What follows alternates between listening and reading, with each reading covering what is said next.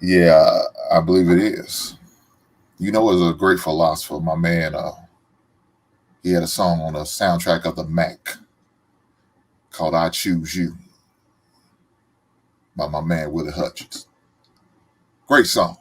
Matter of fact, he went to the point that Outkast had to use it on their song, same title. "I Choose You."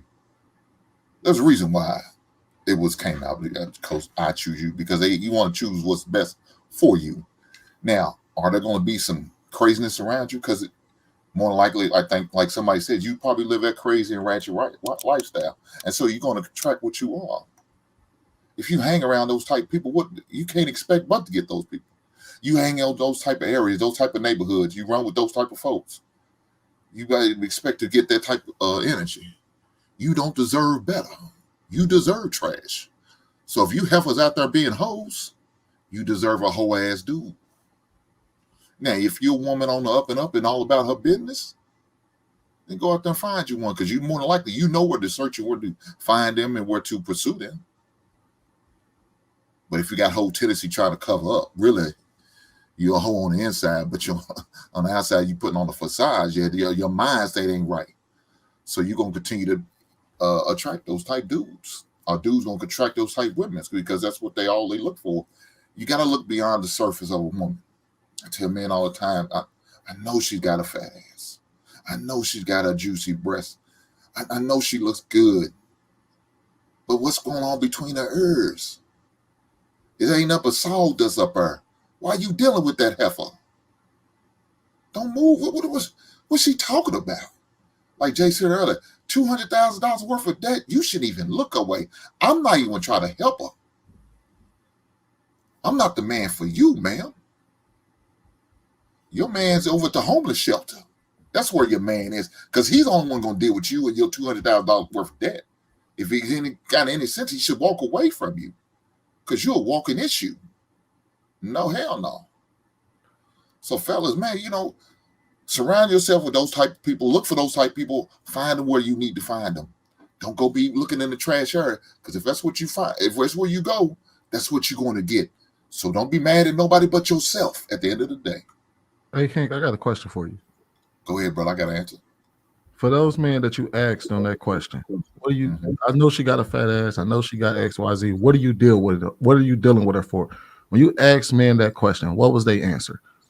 By and large, Because they look good. At the end of the day, they just worry about how good they look or how good they kitty cat think how they good they think it's going to be. I mean, that's not guaranteed, but they assuming just because she has those. and this is what I appreciate about men. We are at least honest. Because if you asked women that very same question, they're gonna pull a Kai on your ass. Man, he was lying about who he was at the beginning, man. And now they wouldn't tell you, oh, it's because the sex is good and that's the only reason why I'm dealing with him.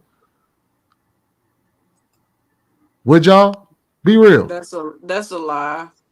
So when somebody asked you why was you dealing with some fucked up ass nigga, you was like, you were honest, or did you say that it was something that there was something you didn't know about him, or In college, absolutely. I've grown out of that phase of my life. take college out of it? Because I don't count anything that happens in college. We were all immature and doing a bunch of goofy shit in your adulthood. Well, in my adulthood, I don't mess with bums, so I can't answer that outside of college. Well, I mean, okay, I get it. You don't mess with bums. All right. So never mind. Have Never you ever mind. heard of love bombing? There we go. Didn't I just say that would happen? Well, no. I'm answering your question. It's a real thing. Like I've experienced it, where somebody come in the door and you just think everything is all flowers. I'm not dating him because of just the sex or be. I'm dating him because I feel like he really cares about me. He wants to get to know me, and you know what I'm saying. I have grown out of that since then, but that has happened to me in my adulthood, where somebody had on one face, and then once they got what they wanted, whether that be a relationship, whether it be sex, whatever their objective was, once they get it, you notice like, damn, I really didn't know this person. He really lied about who he was. I'm not saying it's his fault. I'm just saying it does happen. So what is the definition of love bomb? Because I don't understand this. I'm 48 years old. I'm out of touch, I guess. No, it's literally what it sounds like. They bomb your ass with love, And then they take bomb it you away. Yeah. bomb you with all this gifts, like, you know, affection, Time. God's ideas of a relationship, and they do it real quick and real hard, and you feel like you're on a fucking roller coaster. I'm gonna give you an Okay, example. I'm going to go ahead and read the definition that it says that came up. It says love bombing is a type of emotional abuse where someone uses grand gestures to manipulate another person. A love bomber may bomb you with gifts, compliments, and affection, but these affections are not done out of kindness. So Hank, I'm gonna give you an example from our era. It is gassing you up.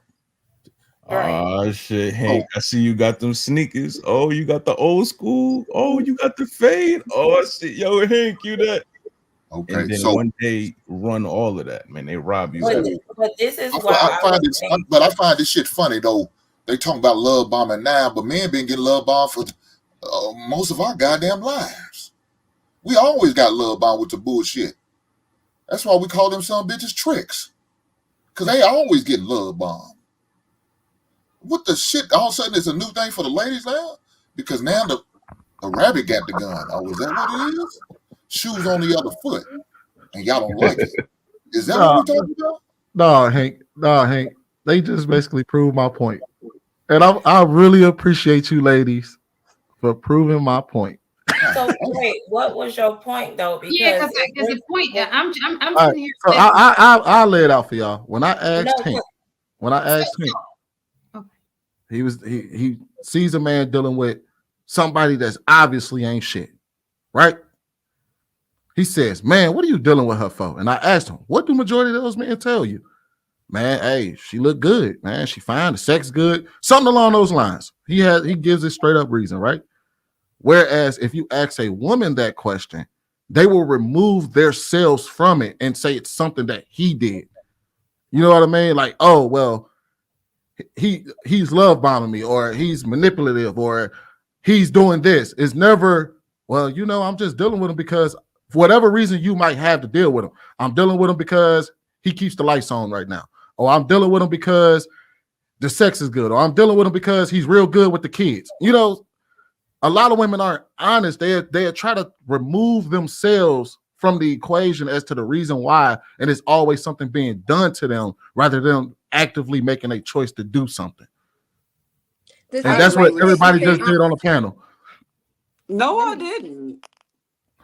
Well, you said that you don't deal with nobody at all. Yeah, you basically said you don't deal with nobody at all. I didn't respond. Well, let me just say this. If a man dealing with a woman with a fat ass and a bird brain, and he say he with her just for sex, he with her just for sex, it's easy to be honest about that because that's an honest situation. But if you come in the door and you pretending to be one person, whole time you're a whole different person, I can't look at me and say, okay, I'm dealing with him because of whoever the true him is. I never knew who the fuck the true him was. This nigga came in here lying. Well, so yes, I'm gonna say he's a liar. I would say hold on, sweet. Let me ask y'all this. Ain't that 90% of these women out here? Oh, we know this. Hold on. We know this. Oh, let me finish. Let me finish, ma'am. Look, me and you had it last week. I see you want to be continued. That's okay. I got you. Let me be quiet. I got you. So y'all do it 90% of the time when y'all come with all this goddamn makeup, these wigs, these eyelashes, these fingernails. That's fucking love on me. You lying to me. You're not telling me up front. You're not coming as your fresh out the shower, unnatural look. You're not doing that. You coming with a facade. So now you love bombing me. You telling me one thing, but as soon as I get you in the bedroom and I find out the next morning you're a goddamn gruesome ass monster. I've been love bombed. That shit ain't right. No.